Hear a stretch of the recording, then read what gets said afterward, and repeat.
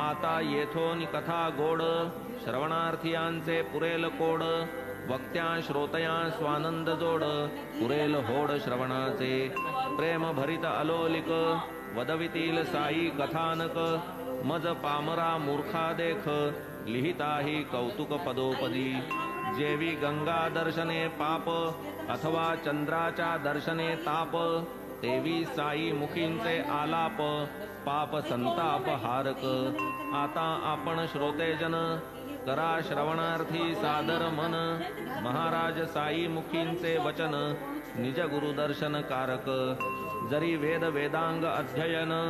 केले श्रुती शास्त्र पारायण गुरुकृपे वीण नाही ज्ञान इतर तो क्षीण केवळ अव्यक्तादि स्थावरांत हा संसार वृक्ष अतिविस्तृत जन्म मरण शोकाकुलित दृष्टजात नाशिवंत छेद आणि नाशयुक्त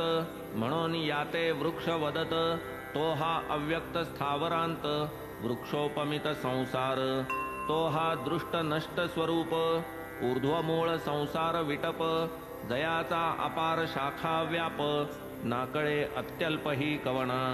क्षणामागे क्षण लोटे तैसा हा पसरे फुटती फाटे कधी दुरून रमणीय वाटे आलिंगिता काटे सर्वांगी कदली स्तंभ सम निस्सार जैसे मृगजळवा गंधर्व नगर तृष्णा जले बद्ध परिकर ऐसा हा तरुवर साजिरा अविद्या काम कर्मोद्भव अव्यक्त बीजामाजी प्रभव जो प्रतिक्षण अन्यथा स्वभाव असता अभावात्मक स्वये अनर्थात्मक हा ठायीचा अविद्येपोटी जन्मयाचा ईषणा तृष्णादि पाणियाचा साठा तयाच्या सभोवती धनधान्य पुत्र दारा परिग्रहाचा जया पसारा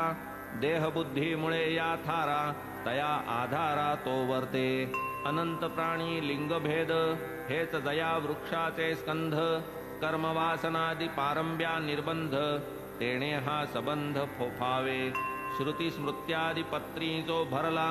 शब्द स्पर्शादि पल्लवी तरतरला यज्ञदान क्रिया कुसुमी डवरला रसरसला जो द्वंद्वरसी अंत नाही याचिये फळा उपजीविका भूत हा सकळा भूर्भुवादि लोक हा सगळा यया वेगळा राहीना कधी नृत्य गीत वादन कधी क्रीडा हास्य रुदन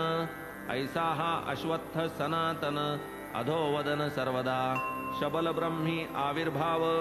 असंग शस्त्रे जयाते अभाव शुद्ध मूलाधार जो सद्भाव ज्योतिस्वभाव तो जाणा ते ब्रह्म